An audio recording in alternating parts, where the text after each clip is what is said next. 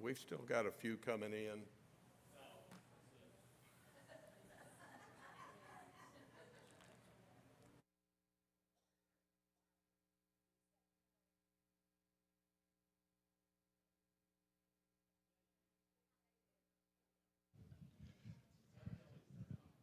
Cindy tells me that I yell all the time, and I think I'm just speaking in a normal voice, and she says, quit yelling. So I wouldn't think I'd need this thing. Thank everybody for being here tonight. I want to introduce Detective.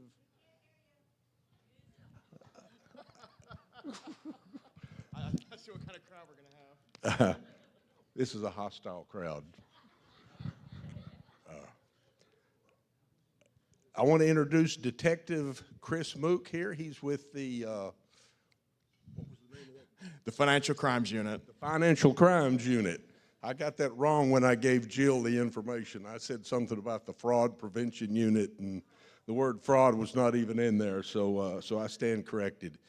But it's kind of the way all this came about is I met Chris through another deputy with the sheriff's office, and he was asking for a place to do some training, and I said, man, this is like one of those situations where you scratch my back, I'll scratch yours, you know, and we gave him a place where he could do the training, and I said, I need somebody to help me with, at that time, Sharon Wrightshammer's, where'd Sharon go? There she is. Sharon Wrightshammer's group was asking for some training on this exact topic that we're talking about tonight. And so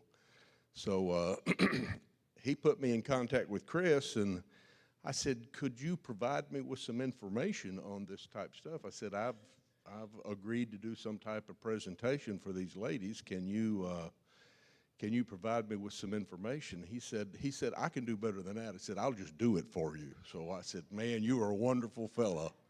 And so it was the beginning of a blossoming relationship. Now I've called upon him again, and he's agreed to come over here tonight and give this presentation again. I think you're going to find it'll be entertaining because there's going to be some stories that are going to come out from some of the people in the crowd and some of the things that he'll share that you might find them a little amusing, but more than entertaining, it's going to be educational. You're going to learn some things tonight that hopefully will protect you from being taken advantage of by these people that are out here trying to take advantage of us. That's exactly what they're trying to do. So anyway, I think we should open with a word of prayer. If y'all would pray with me. Heavenly Father, we're just grateful for this opportunity to come together. We're grateful for this man that you've provided for us, this resource from the sheriff's office, this man that will come and provide us with some direction and education that will hopefully protect us and protect your house, protect this church family. We just ask that you be with us tonight, that the information that we glean from this will be beneficial to us, but also in the long run it will glorify and serve you, Lord. Just thank you again for all your blessings. In Christ's name we pray. Amen. So the first thing I told Chris, or Detective Mook, excuse me, I'm getting too familiar here. I told Chris that I was going to pull rank on this and designate the first topic. The first topic I want to talk about is something that they've called jugging right now, and I don't know if y'all know what that is, but it is the one financial crime that we're probably going to talk about tonight that has a violent aspect or a potential violent aspect attached to it.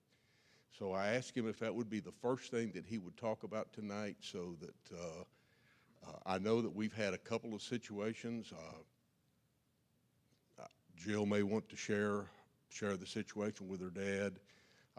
Ed Etheridge also had a situation, and I asked him if we could if I could share that information, and he said that would be perfectly fine. So we'll talk about that, and I'm sure that he's got some situations that he's aware of, things that have happened in the past, but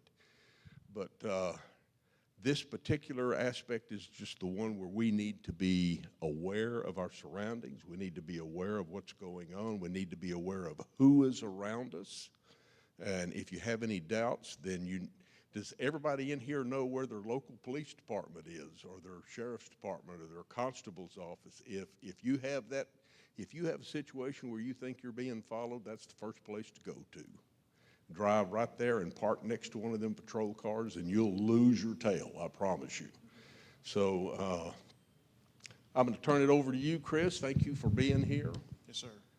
And Wayne and I are going to be in the wings here. If you have this is an open forum. If you have questions, please just let Chris know. If you have a comment you want to make, let Chris know. This is going to be an exchange of information here. Thank you, Jill. I'm surprised it wasn't Cindy, because she. So anyway, Wayne and I will be in the wings, and we'll bring you a microphone if you need it. Okay. Good afternoon. I appreciate y'all inviting me out here to give this presentation. I really, really hope that the information I put out here today could potentially help one of y'all in the future. We track crimes all day long, but one thing we can't track is how many people we save. But I do hope that this information will prevent you from falling for one of the unfortunate many, many, many scams that are currently going around the country these days.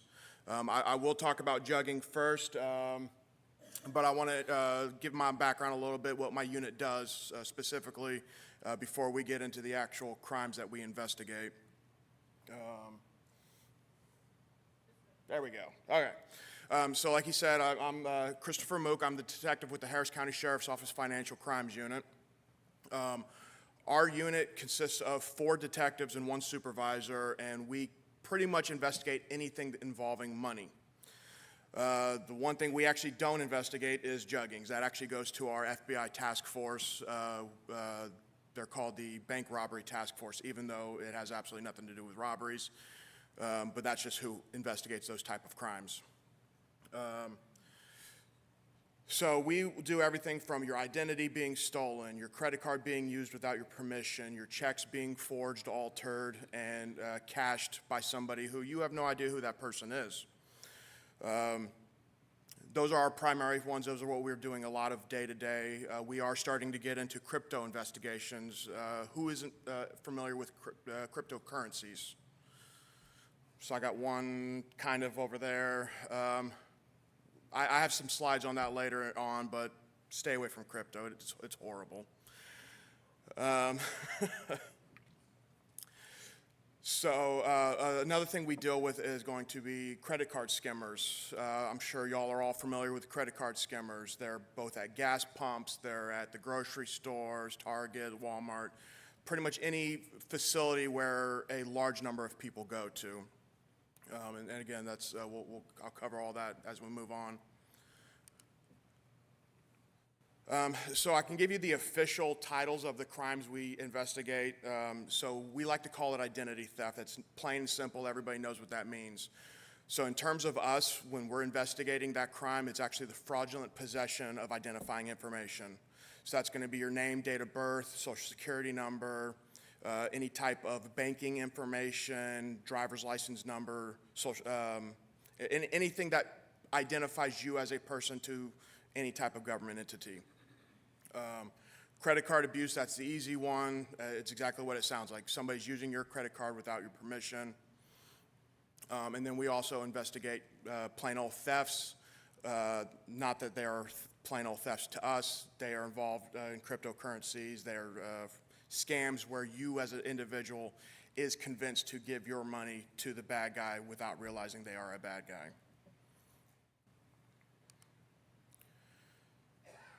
So from there, I'll go ahead and jump into the jugging. So who has heard the term jugging before?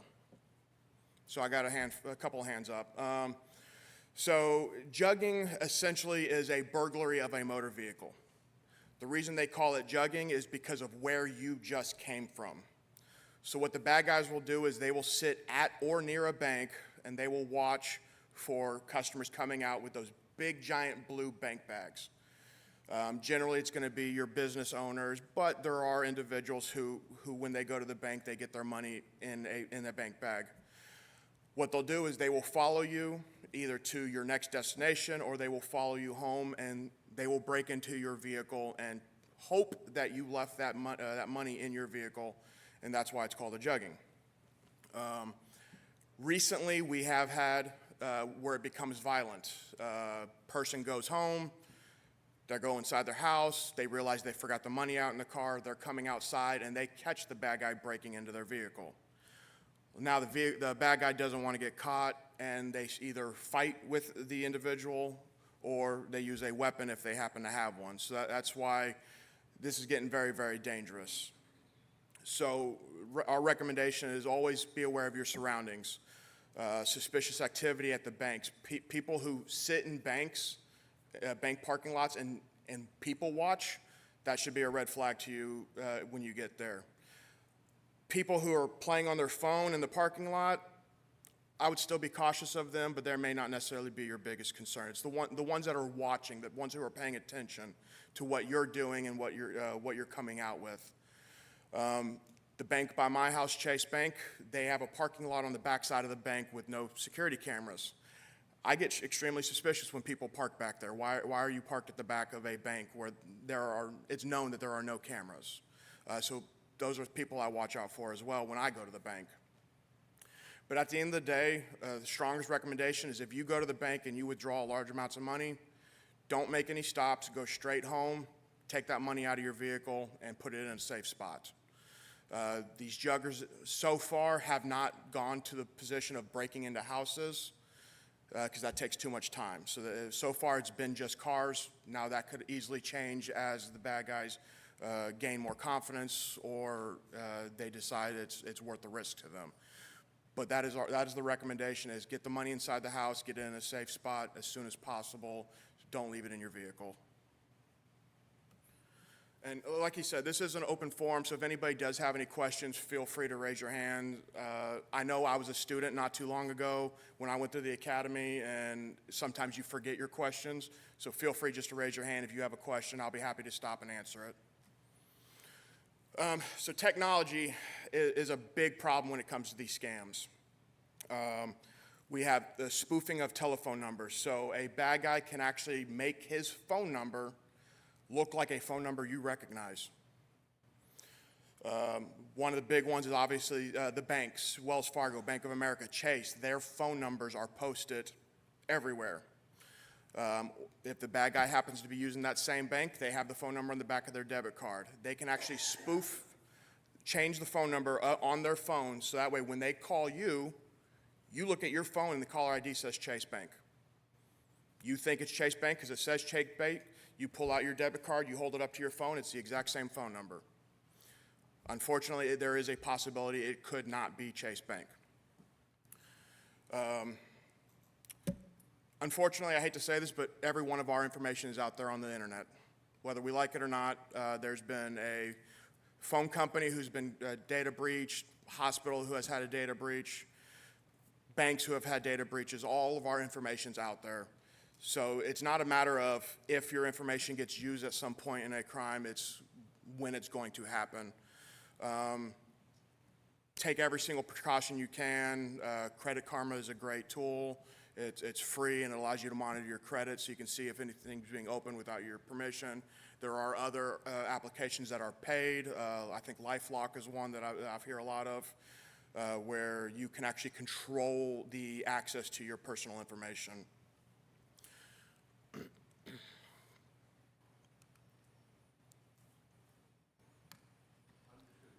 About this,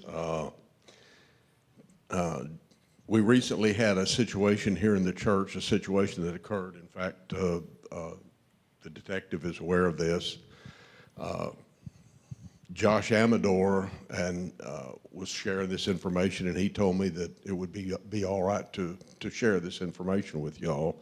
But he recently got clipped for some cash, and it's it just seems to hit closer to home when it happens to somebody you know. And we, of course, we all know Josh, but it's exactly the way that the detective was just explaining it. He gets a call from a telephone number that identifies as Wells Fargo Bank. And of course, he takes the call. There's obviously been, just like he said, there's been some type of data breach because they had all his personal information. They even had his social security number. They had his address, they had his name, they had the last 10 transactions that he had utilized this card on, an ATM card, I guess is what it was. The only thing that they did not have was that 3-digit code on the back of the card. And he said, I thought it was entirely legitimate call. He said they knew everything about me except that one piece of information. He said, I shared that piece of information with him. A short time later, his wife checked their bank account and they'd been clipped for $4,900. So that's what can happen. That's how quickly you can be taken advantage of.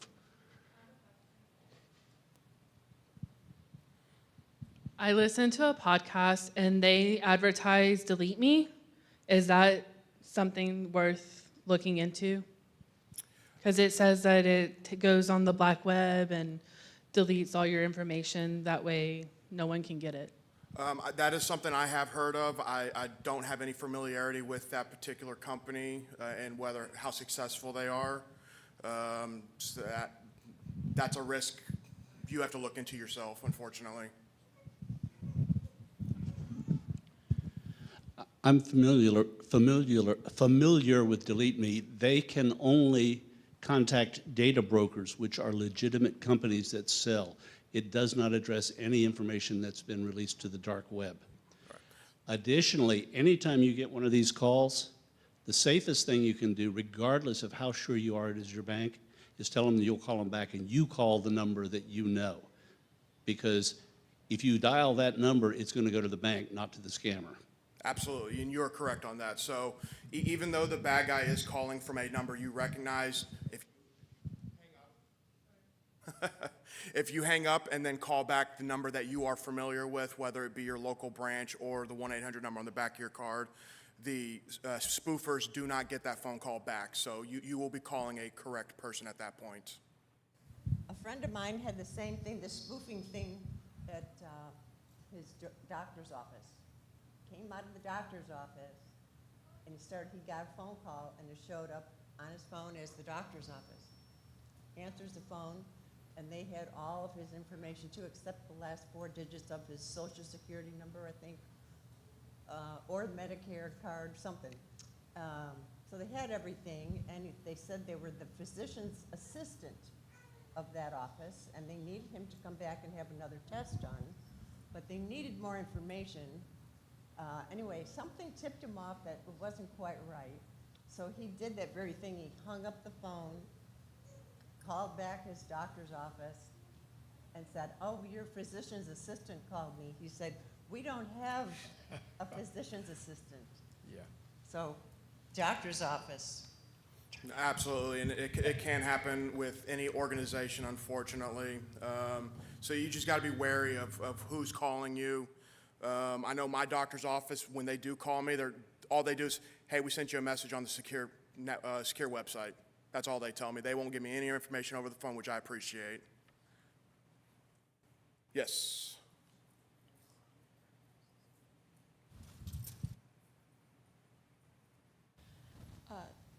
This isn't really loud. Sorry. Trying to speak without making it ring. Ooh, that's loud.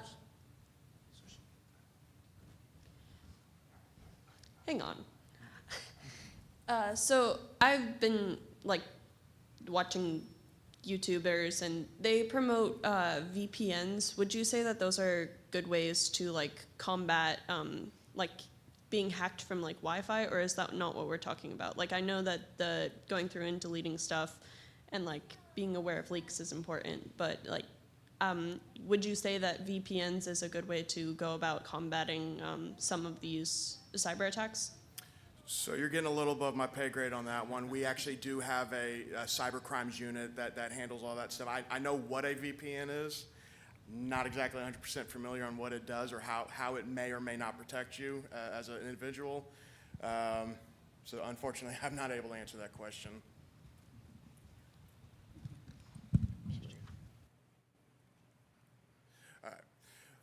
So another big thing that we've had at least here in Harris County, and I'm sure probably in most major cities, is the phone calls from people claiming to be deputies. Hey, you have a warrant for your arrest. Yeah, you didn't show up to court. You committed this crime. And they'll actually give a name. Hey, my name is Deputy so-and-so. Unfortunately, with organizations as large as ours, we have 4,000 employees. A lot of our people's names are up on our internet page, especially the high command people, our sheriff, our chief, assistant chief, whatnot. I just did an interview with KHOU 11 last November on the jury duty scam, so now my name is out there everywhere. So on cases like that, I've actually had to go find the employee with that name, record their voice, call the victim and be like, hey, does this voice sound familiar? No, it's not him. Okay, cool, so it's not our employee. That's good. But unfortunately with digital phone books, Chase Bank, you can find almost any employee in Chase Bank online. The sheriff's office, a lot of hospitals, they prominently post their employees, hey, these are all our doctors. We are so proud of them. Here are their names, phone numbers. It's like, so unfortunately that further enables our bad guys because they can easily just grab a name that you can look up and realize, okay, well, yeah, that name's on the website. Maybe this person is legit. So technology and our own pride in our people, unfortunately, does present opportunities for the bad guys to commit fraud. Let's see. There we go. So this is one that we were dealing with not too long ago. It's actually died down fairly quickly. It was the toll road scam. You got a text message, hey, you violated the toll road authority. You need to contact Marilyn Burgess, district clerk's office, and pay a $6.95 fee to make this all go away. I got the text message both on my personal phone and my county issued phone. I know lots of people who have gotten it. Unfortunately, the website was a fake, and I'll actually show you how you could differentiate between the real website and the fake one. But again, it's one of those things where technology makes it so easy for the bad guys to commit these crimes. So, okay, 669, my apologies. So 669, you go on the website and it'll make it all your payments go away, or all your violations go away. Unfortunately, what was happening is you would click the link in the text message. It would take you to this very, very real-looking website. You'd go down to the section where it says pay me. You enter all your credit card information, and then the website stops working because they stopped programming it beyond that payment scene. But unfortunately, at that point, they now have your credit card information. They have your name and your home address tied to your credit card. So there is the text message that most of y'all probably got at some point because it went out to a lot of people. I had victims from up in Pennsylvania saying they were getting scammed from the Harris County Toll Road Authority. So it reached far and wide. So it's a very legitimate looking email. It looks very realistic and it's very concerning to somebody who's not trained to look at it. Even when I first got it, I was like, well, I do take the tolls a lot, but I have disabled veteran plates, which allows me the free tolls, and then the county vehicle, my patrol car, has a toll tag as well. So there's no way I should have violated a toll road. Yes. Looking at the text, would the phone number throw you off? Yes. So that is one of the things. Who served in the military? So we got a handful of people. Anybody serve overseas? No. Lived overseas. Okay. So for those who have lived overseas, America is not the center of the entire world. There are country codes. So for those of you who are traveled, that +90 at the beginning of that phone number comes back to Turkey. So this text message came from the country of Turkey. Further looking, if you look at the blue highlighted hyperlink, the website is a little off, but you'll notice that it says .vip, which I actually think I have highlighted on the next slide. Nope, I don't. So there were some things that me as a trained investigator I saw that made it stand out to me that the average person would not have seen. Everybody's familiar that there are other country code email websites. So Germany is .de, I think Canada is .ca, and it goes on and on and on. So it would not be unusual to see a .vip. I actually did some research. I contacted Verizon. I contacted AT&T. Nobody could tell me which country code .vip comes from. They've never heard of it, never seen it. They have no idea how that website came into existence. So, yes.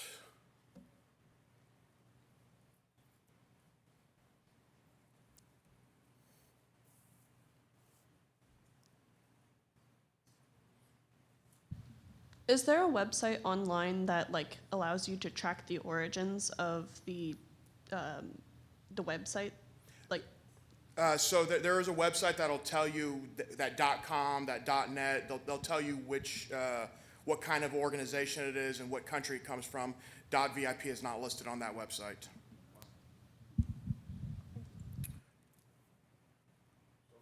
They're not actually interested in collecting the 669 at all. No. I mean, it's all about capturing your information. Yeah, they purely wanted your credit card information. They did not care about the 669, although they probably could have made a killing collecting that 669, but no, they wanted your credit card information, they wanted your name, they wanted your address. And they really didn't need that 3-digit CVC code because there are a lot of websites that don't necessarily require it, or they make a fake of your credit card and then they just go shopping at the store because the store doesn't need your CVC code.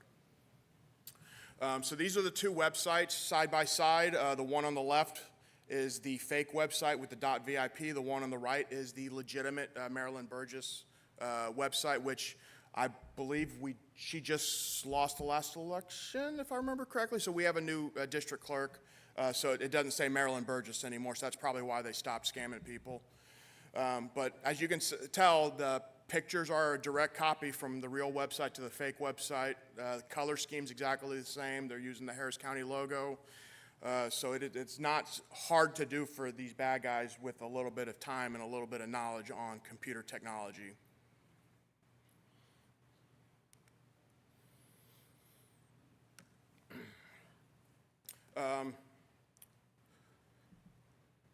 Another scam that goes around, and it's a little more impersonal because they're hoping that you'll click on the link rather than them actually calling you or texting you.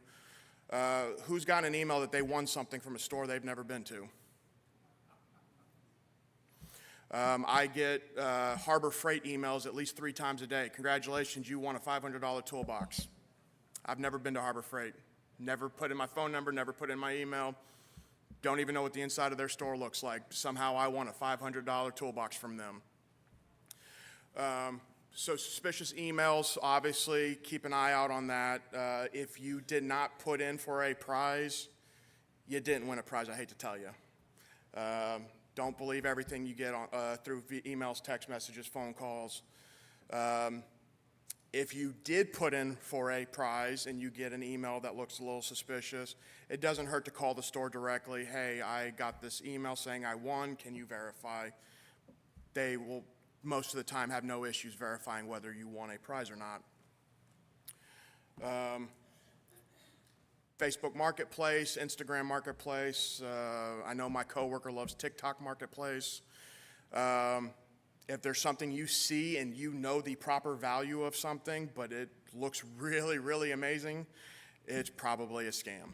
I hate to say it, we all love a good deal, but if you know something's valued at $5,000 and they're selling it for $500, you might want to think twice before sending them any money. Try to meet them in person, preferably at a well-lit place, crowded place, a police station. I know I used to work West Side Katy.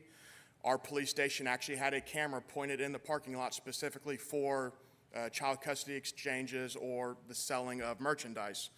So you could go meet up with whoever is allegedly selling this item, and their face is all over camera, and those cameras are fantastic. That is always an option. Should you want to take that risk and you see something, try to meet in person before any money is exchanged.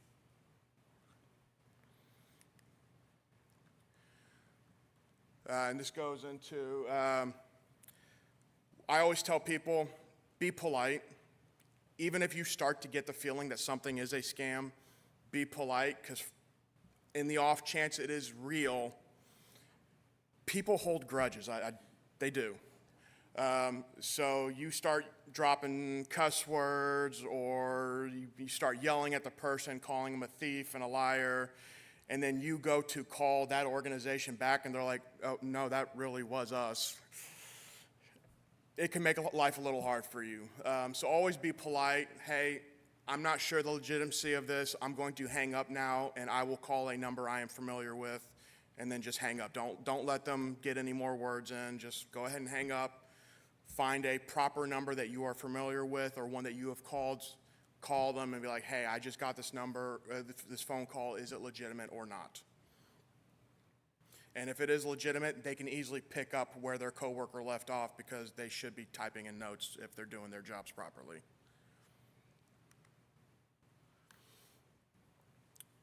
I see what y'all are saying about my print being a little too tiny back there. At the end of the day, if something sounds too good to be true, we've all heard this saying, it probably is too good to be true. So trust your guts. Protect yourselves, prevent yourself from being a victim of a scam. So this is one of our favorites, the warrants, toll violation, jury duty scams. There are, I forget the number, I used to have it memorized, but like 8 million people in Harris County. We have more than enough people to serve on jury duty. I'm not saying don't show up to jury duty. Please show up to jury duty if you get a notice in the mail. But the odds are, it's very highly unlikely that we are going to issue a warrant for your arrest for not showing up to jury duty.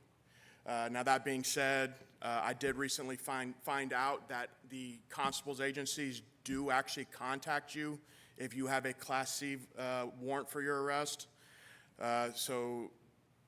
I used to tell people, we will never call you to let you know you have a warrant. Apparently I was wrong on that. The constables will only call you on Class C warrants, so traffic violations, jury duty, stuff like that.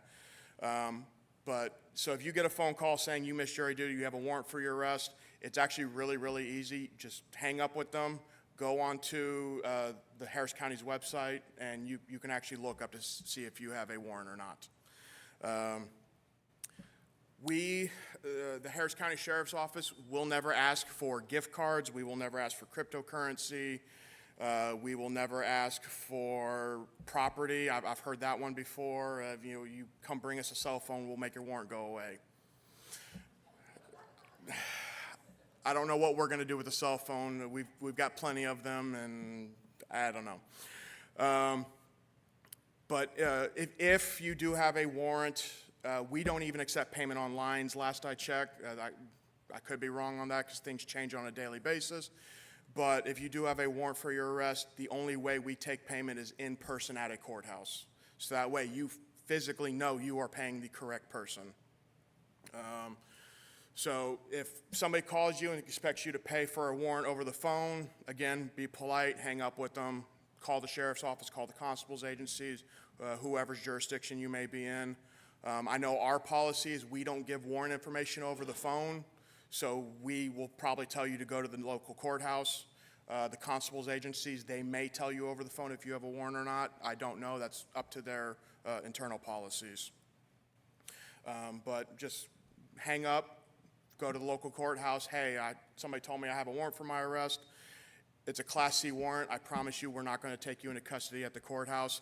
Line's right over there to go pay it, and go home. It's too much paperwork for us.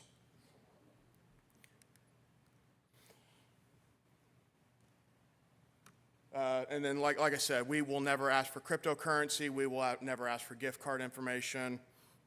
And so if that is what is asked of you on these warrant calls, right there and then you know it's a scam. Go ahead and hang up, report it to your local authorities. That way we can be aware of the phone number that they're calling from. Even though it could potentially be a spoof number, at least we have an idea of what numbers they are calling from. Yes. On that, I think that's the one that I see a lot. You'll get an email from somebody who you know, and it'll have their name, it'll have their email in the line, and they'll say, you know, something happened, I need you to go get a gift card, I got stuck, I'm really sorry. And it's a friend, right? And you'll get it, and somebody hacked their phone, somebody hacked their email list, they got your email, they send it to all their friends, and you know, you get this email. And so, you know, before you do anything like that, because that's the most common one I've seen, and you'll get one from Steve Baker. Like literally it'll say from Steve Baker at napaoutlook.com. And then you hold your mouse over where it says that, and it'll say something else completely different underneath there at yahoo.com. And it's not the person. So I would just tell you always, if you look at something and somebody you know is asking you for money via text or via email, just stop. If you have their phone number, call them. Don't text back and forth with them, just call them. Take that mouse, scroll up over it, and view it, because that happens a lot, and it's right in that realm of that. So just throw that in there. I appreciate that information. No, absolutely. That's definitely something to be on the lookout for. My friends don't email me, so if I get an email from my friends, that's already a red flag. Yes, ma'am. Yeah, I was just going to say, I don't know how many people pick up their phones when they don't recognize the number. Does anybody pick up their phones when you don't recognize the number? You mean answer the phone? Yeah, if you don't recognize the number, you're not going to pick it up, right? I mean, I have Hiya on my phone. It won't let those phone numbers come in. It'll stop it. It's called Hiya, H-I-Y-A. Pay $10 a year or so. It'll only put, the phone number will come through, the phone call will come through if it's in your contact list, but that's it.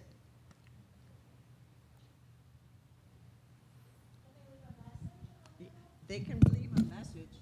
Yeah, but most people will hang up the phone because it's a scam. They won't, yeah, they won't leave a message. Correct, absolutely. And yeah, I've gotten into that habit, at least with my personal phone, because my county phone, unfortunately, I have to answer.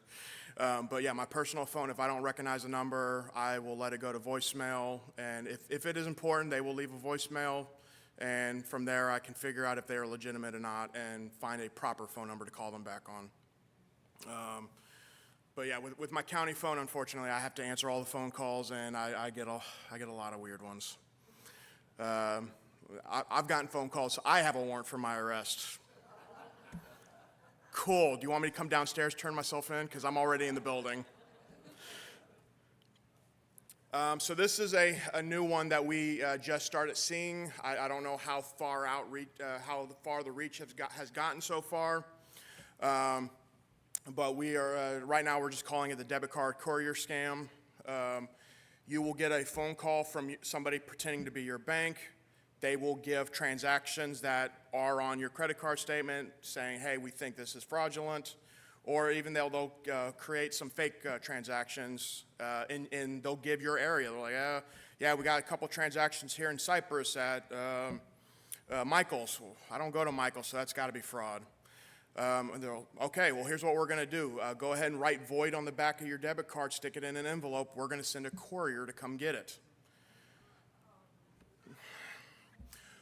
So unfortunately, what we have started to notice is the courier they're using is Uber. So the Uber driver has no idea what they're getting themselves into. They're driving to this house. Hey, I'm here to pick up a package. Our victim, unfortunately, will hand the package over to them, which contains the debit card. The Uber driver will go to their next destination where the person who's to collect the debit card is. They'll hand over the package. Here you go. Have a nice day. And by the time we figure out what's going on, and by the time we can find the Uber driver, because unfortunately, a lot of our victims don't think about, oh, I need to get the license plate, or I don't, I saw an Uber light in the front window or back window, depending on the vehicle. So we have to do our investigation to ultimately determine that that suspect vehicle was an Uber. And by the time we get to the Uber driver, they're like, I have no idea who I gave the package to. That was a couple weeks ago. I don't remember. The case I'm working on right now is out in the Katy area. My victim said she handed her debit card to a Hispanic male. I actually was fortunate enough to find video footage of the debit card being used.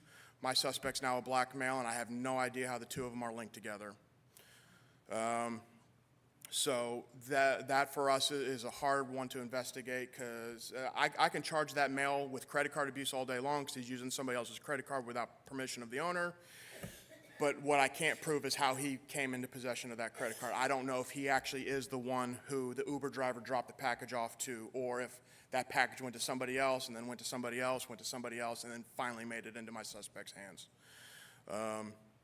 So no bank will ever tell you to hand over your debit credit card to a random person. If they, hell, I've got so many expired debit cards sitting in my house right now because I haven't had time to shred them. The bank doesn't care about those expired cards. They don't care about the cards that have been used fraudulently. They'll tell you just to destroy them. Or on the very, very rare occasion, they might tell you, hey, go ahead and bring it into a branch and give it to them. That would actually be, no, I won't say that as my recommendation because you don't always know who's working at the banks either, unfortunately. Shred them, burn them, destroy them any way necessary.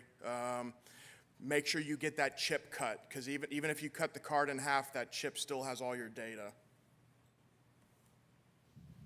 One second.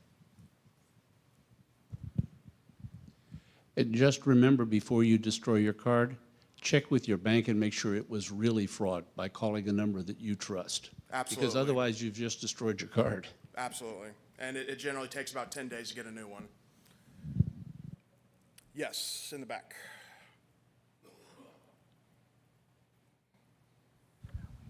Is it true that the confetti shredder is the best way to destroy a card? I've not heard of the confetti shredders, but I assume that they cross-cut. Yes, then absolutely. Yes. But again, at the end of the day, make sure that chip is cut, because not only does that magnetic strip have all y'all's data, that chip on the end of the card has your data as well. So make sure both are destroyed, so that way there's no chance your information of getting out there. Yes.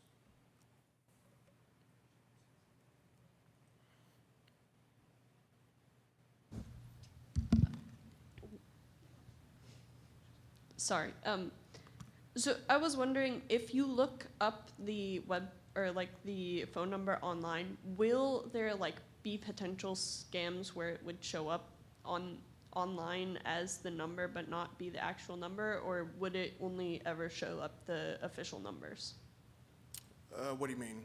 Like for if you're looking up whichever whichever thing called you, will it ever show a fraudulent number, or will it always be the official number?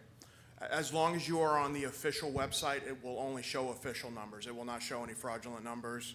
But as we see, the Maryland Burgess District Clerk's website was mirrored and made fraudulent. You just have to be very, very careful about the website you're on, verifying that it is the correct website and not a mirrored website. So back to this scam, so far talking with the Uber drivers and going through our investigations, as far as we can tell, the Uber drivers are not involved. They're being scammed just like the rest of us are, but they're getting paid to be scammed, whereas the rest of us are losing money to be scammed. But as far as we can tell, they are not part of the crime. They're just an unwilling participant in the terms of what they do for their employment. So this is the most important part of this presentation. First and foremost, do not ever be embarrassed to be a victim of a scam. It happens to the best of us. I've taken reports for other police officers. I've taken reports for politicians, doctors, bankers, other fraud investigators. Unfortunately, it happens. The bad guys are getting better and better at what they do. So please, please do not ever feel embarrassed that you fell victim to one of these scams. Please report it immediately to your local police agency. That way we can get started working on it, because the longer you wait to report it, the less chance we have of catching these bad guys. I've had cases where the victim says he was trying to resolve it on his own. He actually paid private investigators to try to solve the case for him. By the time he reported to law enforcement, 3 years had gone by. There was literally nothing I could do at that point. Social media only maintains data for about 30 to 90 days. Video footage, depending on where you're going, gas stations are only about 7 days. So we have to get, if your card is used at a gas station, we have to get on it pretty much as soon as it happens. Banks generally will hold video footage for about 30 to 90 days. Very few entities will hold it for past than 3 months. So please do not wait to report these crimes, whether it's to the sheriff's office or whatever local agency you live in, the constables, HPD, Memorial Village, whoever it may be. Yes. It seems to me that the thieves are getting more and more clever. What worries me are the number of places we can sign documents, important documents, online. We don't even have to appear before a notary. And then I see the advertisements about title lock. We can actually have our home stolen. That doesn't seem right. Isn't there some recourse? So we actually have a deed case that my partner is working on right now. I don't know all the details because obviously I have my own cases I'm working on, but he was able to successfully get the owner of their property back because, like you said, you don't need to be in person anymore to sign stuff. But fortunately on this particular case, the bad guys didn't hide their IP address, and that's how we were able to identify that our victim was not the one who signed over their property. So the internet protocol address led us to this person's house, and ultimately he was the same person who had taken custody of our victim's property, and we were able to get it back. So there is recourse. There are crimes against that. They're not quick, though. Unfortunately, that is one thing I will say. A lot of the crimes that my unit investigates, we're looking easily starting out 6 months. And the reason for that is everything we do requires a legal process to subpoena. So I type up a subpoena, I give it to my DA's office, the DA's review it, they sign off on it, say, here you go, good luck. I give the subpoena to Chase Bank.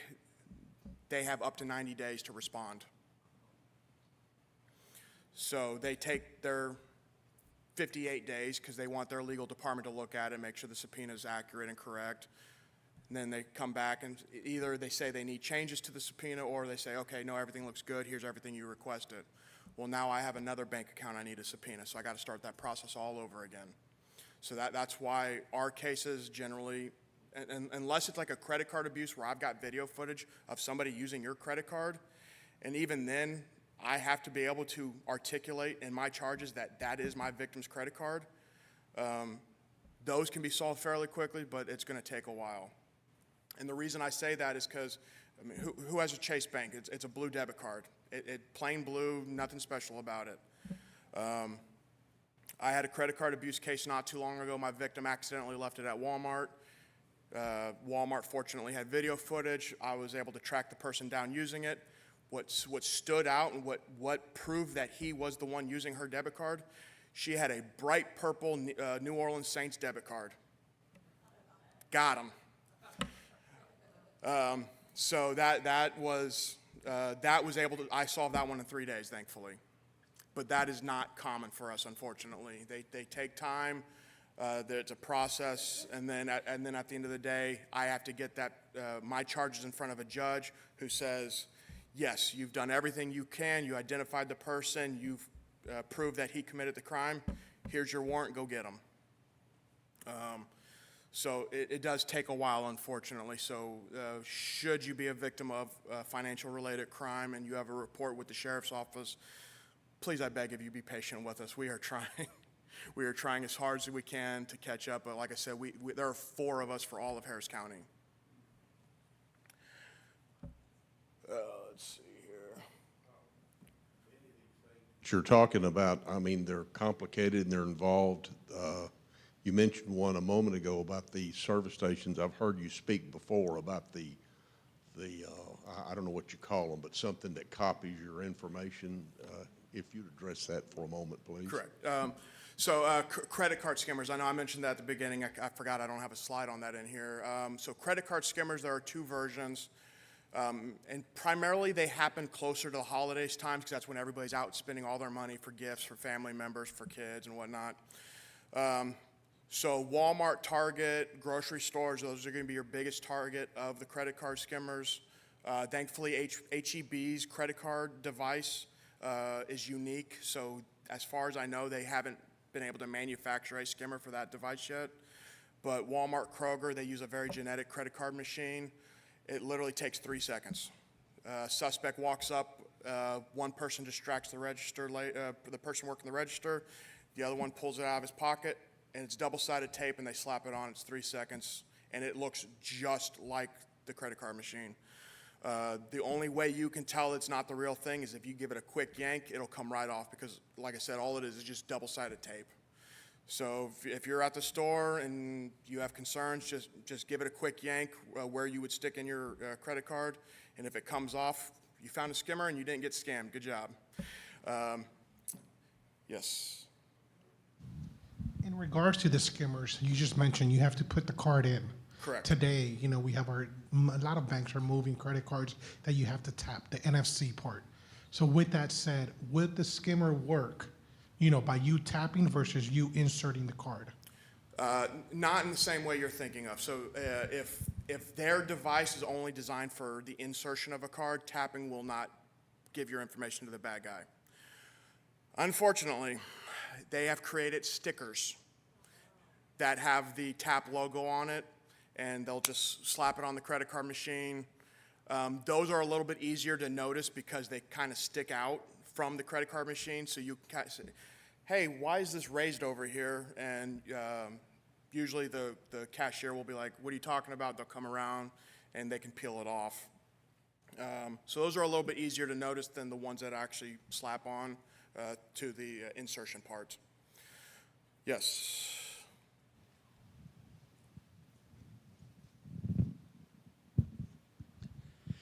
It's getting worse. I was a software developer, and I've been watching some videos on new skimmers that are actually insertion skimmers.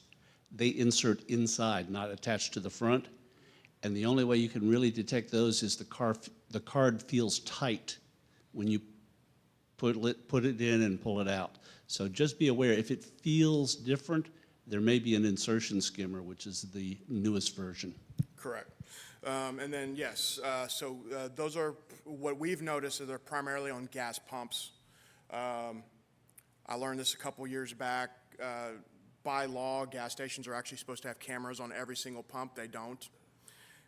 They get around that law by having one camera point at multiple pumps, but unfortunately that does not provide a great enough angle for us as investigators to be able to see what's going on.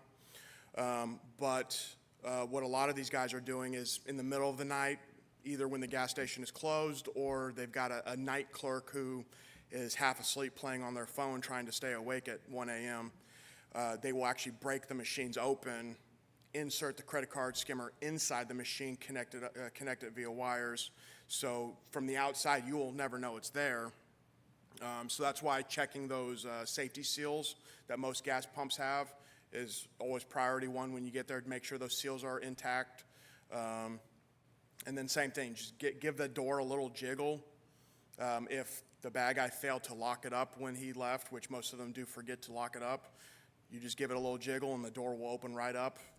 Go get the clerk, they'll come out, they'll call us, we'll collect it.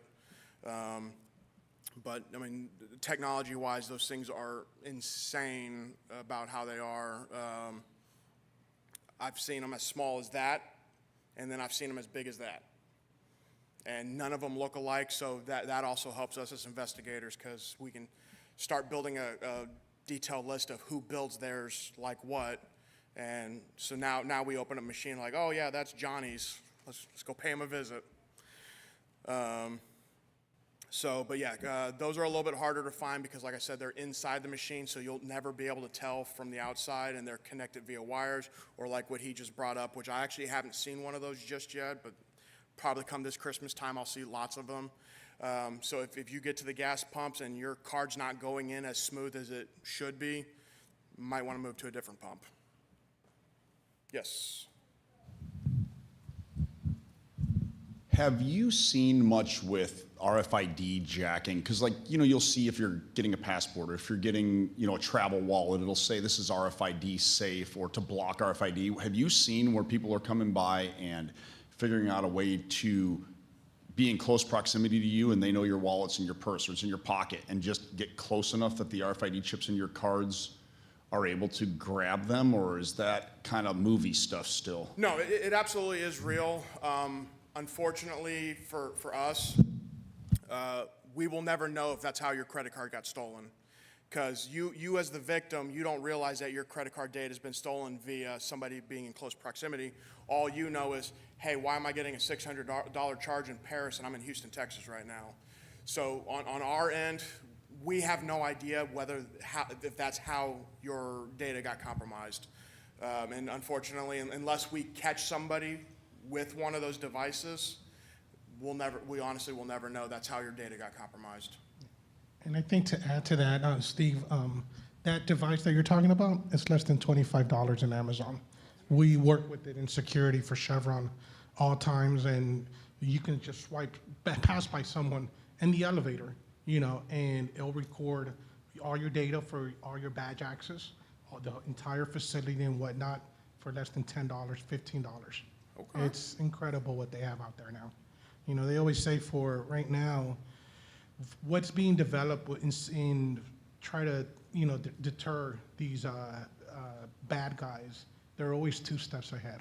Yes. And what we're moving to is a digital world. If you look at now, we have facial recognition, we have biometrics. That opens your door, Yep. For your home. With our phones, we no longer need credit cards. Put it in with Apple Pay or whatnot. So we're talking about 2026. What's happening in 2035? Yep. 2030. It's scary.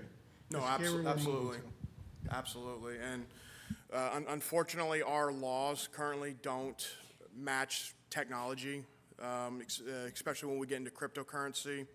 Our laws, the way they are written, yes, we can still prosecute people who steal via cryptocurrency, but that's not what the laws were written for. We need dedicated laws to match technology and what's happening in the world.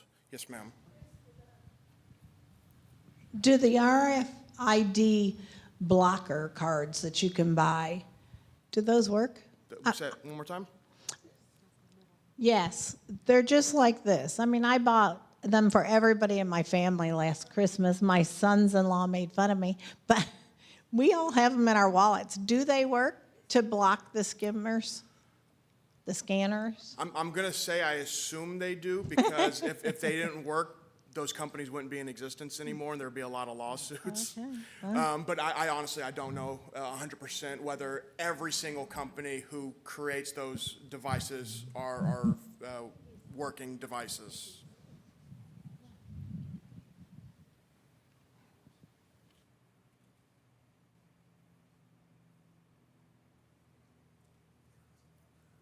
No? Okay.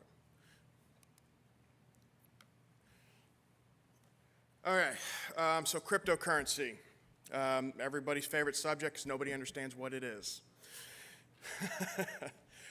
So cryptocurrency under the Texas Penal Code is actually property. It's not money. So cryptocurrency is a digital currency that maintains value somehow. The way it was explained to me is it's like the stock market. So you have one share of Bitcoin that you bought back in 2007 for 10 bucks. That one Bitcoin is now worth $73,000 somehow. Cryptocurrency has been a hard crime to follow for law enforcement because technology on the bad guy's side is far more advanced than it is, unfortunately, for the good guy's side. In terms of the Harris County Sheriff's Office, for the longest time, when we had a case involving cryptocurrency, we unfortunately had to tell the victim we couldn't work it because we didn't have a program that allowed us to follow that cryptocurrency to where it went. I am happy to announce that we just got it on Thursday. I've already started playing with it on Friday, and I may have already solved one case. I'll find out tomorrow when I get back to work. Cryptocurrency is very, very hard, but it's not as hard as people think. So for the longest time, I always thought cryptocurrency was this untrackable, anybody can get away with it type of currency.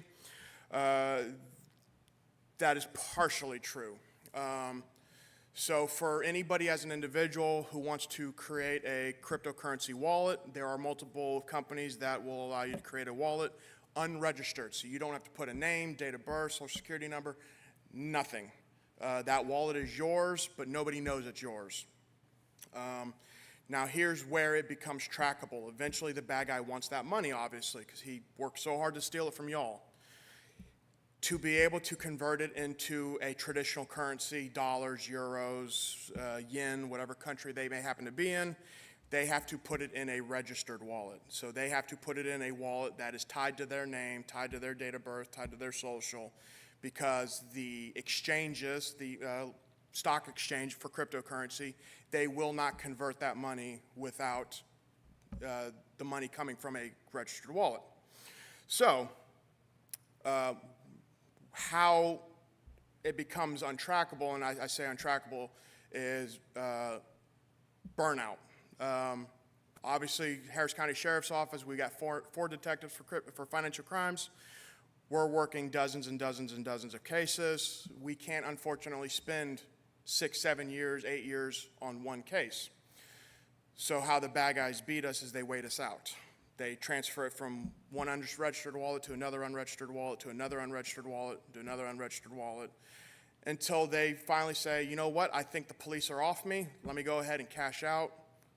And hopefully, they're hoping that we are done with that case because the money stayed still for too long. But that's not the case. We can put alerts, thankfully. So even if we have to close a case because we've been working on it too long, if that money moves, we get an alert. Cool, let's open that case back up and see where the money went. So no, cryptocurrency is not untrackable as the original founders of cryptocurrency made it seem. It is extremely trackable, it's just patience. Is Bitcoin a cryptocurrency? Yes, so Bitcoin is the granddaddy of all cryptocurrencies. They are what started it all. Because in that kidnapping that they had in Arizona, the person wanted to be paid a Bitcoin, which I think was worth roughly $50,000, I think. $96,000 for one Bitcoin. Okay, excuse me there. But, okay, so a great deal of money. Yes. If they take it in Bitcoin, then what you're saying is they're going to have to wait 6 or 7 years for the law to get off that, to finally let that go, which in a sensational case like that, they're not going to let that go. So if they did take the ransom, if the family had paid the ransom in Bitcoin, eventually they'd be able to track these people? Absolutely. So it all depends on the patience of the bad guy.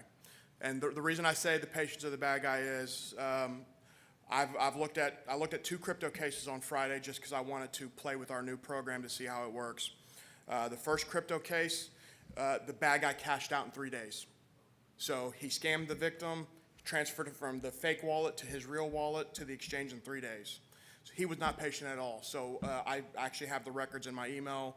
When I log into work tomorrow, I'll know exactly who the bad guy is. I have another case where the money moved every 3 months, but it's still in an unregulated wallet, and I have no idea who any of those wallets belong to. So it's a matter of patience. Can I wait longer than he can? Yeah. If there are no numbers associated with the Bitcoin, and it's in an unregistered wallet, how do you know where it originated? Even if it's put in another unregistered wallet, is it the amount? Is that what tells you? So that's actually a great question. So I learned this on Thursday. Everything involving cryptocurrency is public. So there are actually websites you can go on to, and you can actually see crypto transactions. It won't tell you who the people are involved, but anybody can go in and watch the crypto transactions. So that's where, unfortunately, law enforcement has to actually go into a paid program, which is what we're using. I can actually, let's say you go to a Bitcoin ATM at the gas station, you put in $500. It's going to print you out a receipt. If anybody's ever a victim of cryptocurrency, please save that receipt, or please save any information involving that crypto scam. You bring it to me. It actually has what's called a transaction hash number on it. I can take that transaction hash number, I can plug it into the program we now have access to, and I can follow the money now. And for the most part, it's the same dollar amount every single time. So from one wallet to the next wallet, it's going to be that same $500 crypto amount. Now, when we start looking at organizations involving in cryptocurrency, they might start combining dollar amounts. But here's the best part about that. I know you're the victim of $500. As long as I'm tracking $500, that's all they care about. I can find that $500, even if they combine it with your money, and your money. As long as that $500 is what I'm looking at, I can follow it all day long. And it came from a certain transaction number. Yes, ma'am.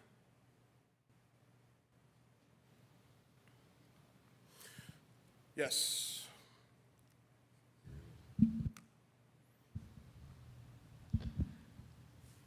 Are the do the cryptocurrency companies, do they actually work with the police on this type of thing, or do some of them not? So, like with every business, yes, there are companies that refuse to work with law enforcement, but for the most part, every crypto exchange will work with law enforcement. It's actually in their terms and agreements that if a law enforcement agency contacts them, they are going to work with us. Now, like I said, there are obviously some businesses that will not work with law enforcement, but here's the fun part about that. If that exchange has American customers, they are now under the regulation of the SEC, so they can still be investigated for not working with us. And the SEC, for those who are familiar with that government organization, they want their money and they're going to get it. So there was actually an article of a crypto exchange that refused to work with law enforcement.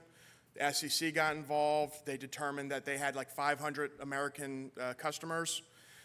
They actually indicted the owner of the crypto exchange for failure to cooperate, and they actually fined him $8 million. Now, I guarantee you he probably paid it and went back to work, no problem, but because of that, other cryptos exchanges were like, yeah, let's not mess with America.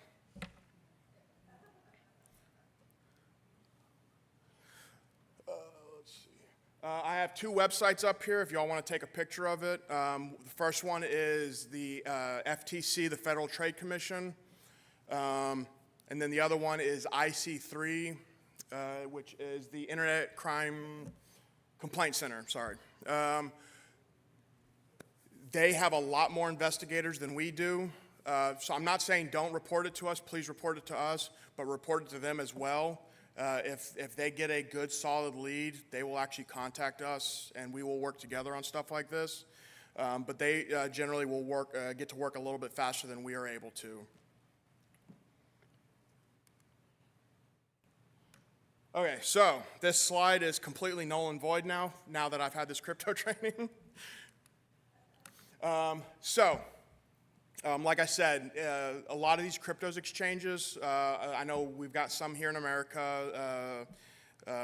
If y'all deal with Robinhood, which I know is a stock exchange company, they do crypto now as well. That's the most popular one I can think about. Cash App does crypto now as well. So because they're in America, they will work with us. We have to go through the proper legal channels, subpoenas and whatnot. There are also other crypto exchanges. The most popular one I can think of right now is Binance. They're out of the Singapore area, so obviously not in America. For the longest time, we as investigators were always told, if the money makes it overseas, there's nothing we can do about it. Well, come to find out, we were completely wrong, and I'm glad we were wrong. So Binance, or a lot of these other crypto exchanges, if I suspect a crime going through their exchange, I can do a subpoena, I can send it to them in Singapore. They will actually honor that subpoena even though they have no legal obligation to do so. If the money is still in the suspect's account, now I have to do a search warrant, but I can freeze that money like I could a normal bank account, do a search warrant, send that search warrant to Binance. Once their legal department goes through it, if they determine that that search warrant is valid, which, God, I hope it is because a judge signed it, they will actually send that cryptocurrency to us, and then it's our job to go through the proper channels, and then we can release that cryptocurrency back to the victim who lost it. So that last slide talked about once it goes overseas, we can't do anything about it. We were horribly, horribly wrong, and I'm glad we were. Now, that being said, if the bad guy cashes out, if they trade in those cryptocurrency for real money and it goes into the Bank of Singapore, the Bank of Singapore will not cooperate with us. The money's gone, unfortunately. As long as the money is still in crypto format, yes, we have a chance to get your money back. I'm not going to say it 100% because nothing is ever 100% in this world, but if the money is still in crypto format on an exchange, there is a chance we might be able to get the money back for y'all. In terms of criminal charges, that's another story. An arrest warrant here in the United States doesn't translate overseas very well. So in terms of criminal charges, we may not be able to get criminal charges, but as long as that money is still in that format, in that crypto format, I will give us a 50% chance of getting your money back.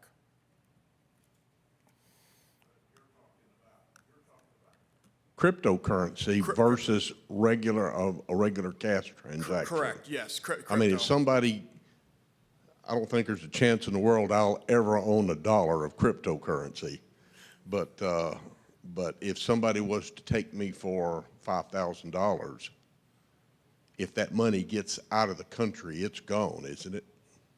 Pretty much? As long as it's still in crypto format, Well, there is okay. a chance. I guess I'm confused as to how that cash money gets into crypto. What's that?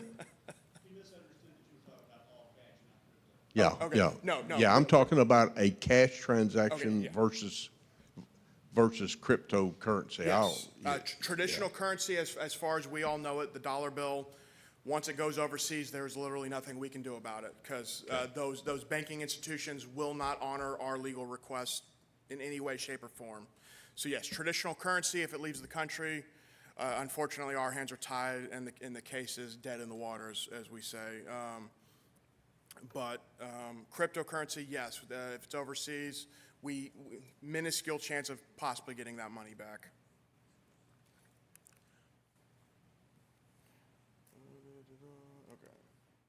Okay. Do any of y'all have any questions about any scams I may not have covered? Actually, no, I do have one more scam. The romance scams. I hear some laughing. Some people are familiar with it.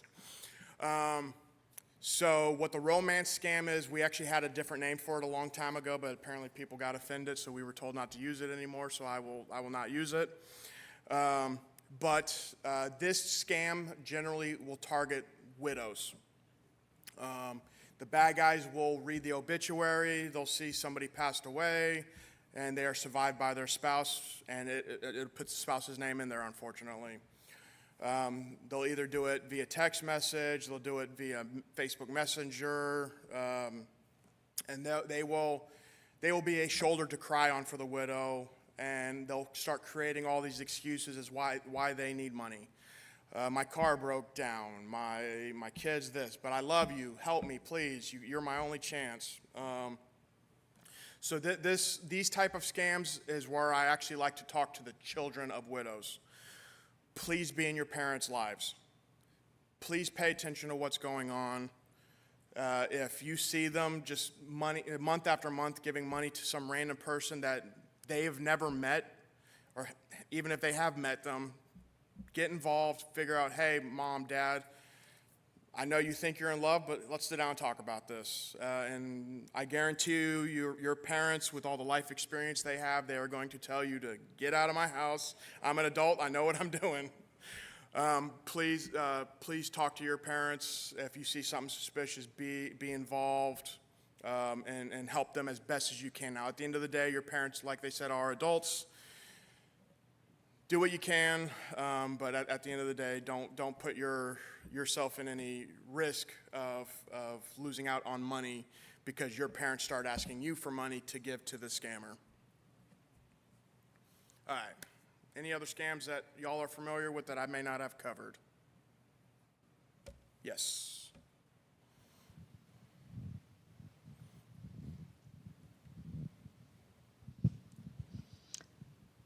Maybe because I do most of the online shopping in our family, probably most of the women do. Gary never gets his credit card scammed.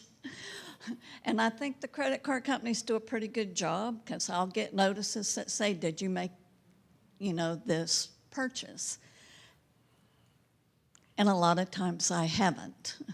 So how do we recognize whether what we're ordering online is a real site or an AI site? So that ultimately is you're going to have to check that URL. And let's see, I can...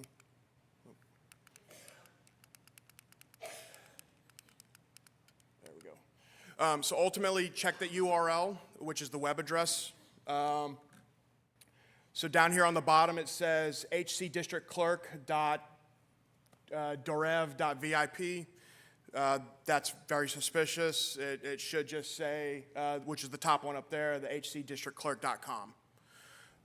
So check the website before you purchase anything. Make sure that it is the website you typed in.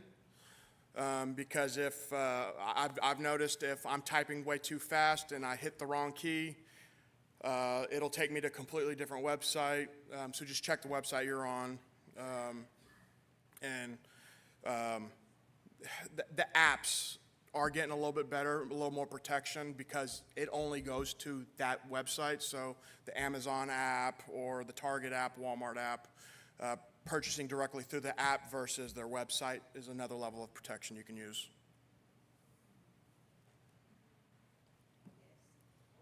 Scammers that called you with different numbers. How do they get all these different numbers? I had like 150 calls in 2 days, and all numbers are different. There are never two numbers of the same that call you back. Correct. How do they get all these numbers? So all they're spoofing. It's a term for altering their real phone number to be a different phone number. And I can actually tell you one right now that they've stopped calling me, but the first 6 digits are, let's see, where'd they go? Apparently the phone numbers have disappeared off my phone. But the first 6 digits were the same, but the last 4 digits changed every single time. But it was the same thing. If you were to pick up the phone call, it's an automated recording. Hey, we finished up your loan processing. We need you to call us back so we can complete your loan. Do not answer them. Thank you. I also have a question. My mother has sometimes this person calls her a lot, and she tells I don't know if it's a girl or a boy, to stop calling her, but he doesn't listen. He or her doesn't listen a lot. Okay. And they call. So at the end of the day, if they are recognizing that it is the number of the person who continues to call them, just tell them not just to end the call. Don't even pick up anymore, because they're not going to stop calling. They will call over and over and over again. My county phone, whenever I answer Harris County Sheriff's Office, Detective Mook speaking. I've had these scammers, they will keep their script going. I will literally say, I am the police, and they're like, so we want to talk to you about your life insurance policy. Ma'am, this is a police phone number. Well, I understand that, but do you have any questions about life? No, I don't. This is a police phone number, please hang up. So no, they will not stop calling, no matter how many times you tell them to stop calling. So if you are starting to recognize, or if your mother's starting to recognize the number, just tell her to hit decline, send them to voicemail, let them leave a voicemail. Eventually, hopefully they will stop calling like that number I had. They finally stopped calling about a day or two ago. That's really the only thing I can tell you, because they're going to keep changing their number. So even if your mother blocks it, they're going to call from another number that looks very, very similar. A friend of mine just told me this morning that her late husband of 16 years had his identity stolen. 16 years ago, her husband died. So my husband died too. Is there anything I can do to prevent that from happening to me? So I actually had that question when I presented to one of the widows groups. She was using LifeLock on her and her husband's Social Security numbers, even though her husband had passed away. It stopped his Social Security number from being used. So that is maybe something you might want to look into. I'm not promoting LifeLock. I don't have LifeLock. I've never used it. But talking to widows who have used it, they said it is a godsend. If their spouse who has passed away's social gets used, they immediately get notified, and it stops it from even happening. From what I understand, you actually put an alert on his social saying, hey, he's passed away, this social should not be used. Yes. So I don't work for the Social Security Administration, but I have a feeling at some point they are going to start recycling Social Security numbers. They're going to have to, either that or they're going to have to expand it to more digits. So even with the LifeLock that I'm saying, there is a concern that maybe the Social Security Administration runs out of socials, and they're like, okay, now we need to start recycling people's. So that may become a concern. But as long as you're alive, it shouldn't be a concern. But once that death certificate is generated, obviously the Social Security Administration is supposed to be notified that you're deceased. I don't know what they do in their database, if anything at all, if they even care. But as of right now, I think that LifeLock is what I've heard is the best to protect your deceased spouse's identity. Chris, I just wanted to share something even simpler that a lot of people fall for. We had a situation at church where we had somebody calling our phone number here and talking to volunteers and secretaries and such. You're supposed to be friendly, of course. And so, they were asking for things like, well, can I talk to your pastor? Well, no, he's not here. He's working. It's very effective to say he's an HPD officer. A lot of times they don't call us back at all. But somebody shared that he was a Marine. Somebody gave out my cell phone number, being friendly, because we're supposed to be welcoming, and here's the lady to talk to if you want to have an event at the church. And they wanted to know where our youth were going on to youth camp this year. Well, that is a big dead giveaway. We have no youth. And so I ended up, it was the same number calling us and different names. And one guy would call and cry and say he was a Marine and needed to talk to the pastor. I'd say, okay, I'll have him call you. He's at the police station. And I said, we have an officer that's here on campus that I can go get him if you want me to. That was on a Sunday, so that was effective. But I finally called Harris County Constable, I think, and said, what do I do? These people are calling over and over tonight. And he said, and the phone rang, and he said, answer the phone and say exactly what I say. So I said, okay. So he said, okay, answer the phone and say, Harris County Substation, how may I help you? Harris County Fraud Substation, how may I help you? So I did, and he hung up. But he called right back, and he said, answer it again. And he said, this time, say, Harris County Substation, how may I help you? And then, as soon as he hangs up, block his number. And so we did that, and we've never had another call. But the big key in all that is don't be friendly. It's terrible to say when you're at a church, but you can say, go to our website, and all the information you need is there. And so at home, it's kind of the same thing. Big Poppy, my daddy, he wouldn't talk to anybody. He wouldn't even say hello because we had him so scared. He'd hear everything from his friends at Bridge, how they got scammed. And so when his phone would ring on his desk, he had a home phone, he would answer but not say a word. And we would tell him never say the word yes because they might be taping you, you know. But he did go to the bank, and he's tiny. Y'all know that. I mean, he's itty bitty.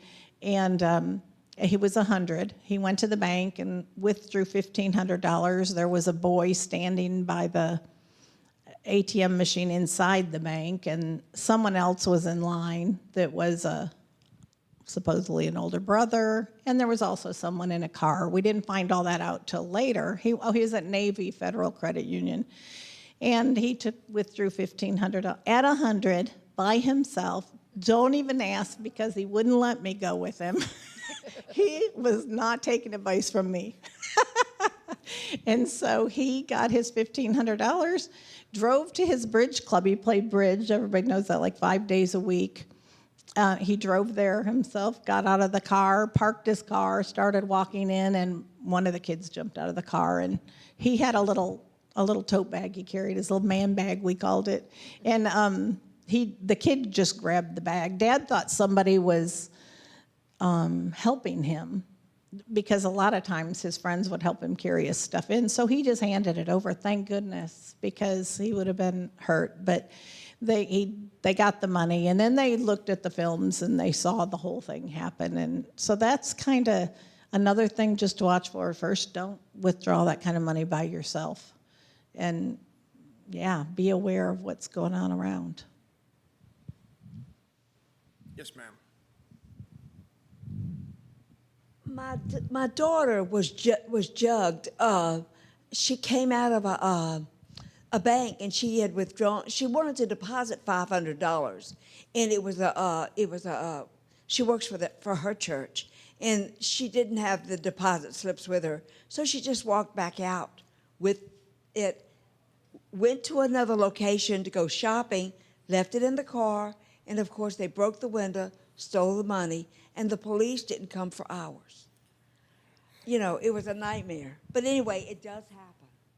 And they hang out at the bank, just like you said.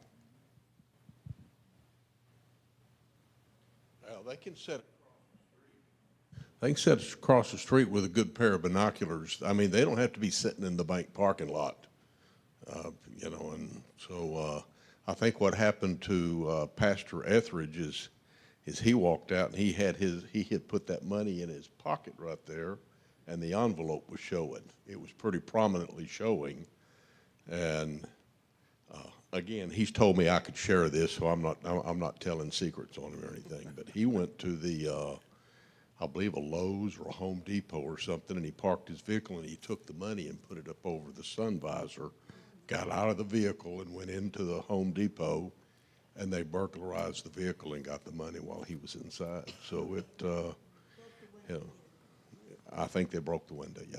And so, yeah, I think one of the things is, you know, be I forget the word, but don't prominently display your money. If keep it tucked away and out of sight.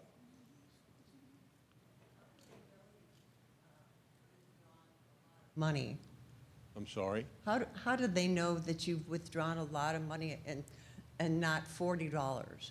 So generally, if you're drawing $40, the cashier's not going to give you an envelope. You're just going to fold it up, stick it in your pocket. If you're drawing thousands of dollars, they're going to give you an envelope, or they might even give you that big blue bank bag. Okay, so that's inside the bank. That's inside the bank. So what about at the ATM? He had been inside the bank and he came out in that particular instance. So they generally don't target the vehicles going through the drive-through simply because they know there's a $500 limit. And as much as they probably love that $500, they want bigger dollar amounts from the people inside. I know Chase Bank, their drive-through is $500 limit. Their walk-up ATM, I want to say, is $1,000. And then, you go up to the cashier counter and you can draw whatever you want. So it's the envelope they see you coming out of the bank with? Correct. Okay, but women, we put it in our purse, so it's not going to show. So every jugging case I've worked involving a woman, when I go watch the bank footage, they walk out of the bank as they're shoving it in their bag. No. They don't put it in their bag in the bank. It's not smart. And then same thing with the males. They walk out, they're holding the envelope of money as they're folding it, and they're sticking it in their back pocket as they're walking out of the bank rather than while they're still at the cashier counter. And you have to bear in mind that they may pass up a half a dozen potential thefts because they didn't see what they wanted to see. They wait until they see what they want to see until they're pretty sure that they have the catfish hooked before they set the hook, And so they're gonna wait and make sure that they see a real potential theft there. Yeah. You have to think, okay?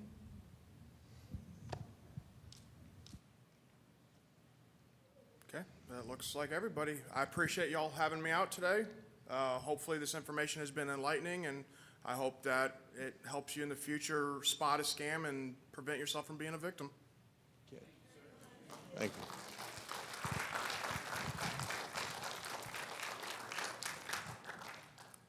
I appreciate everybody being here. You sure you don't have any more questions?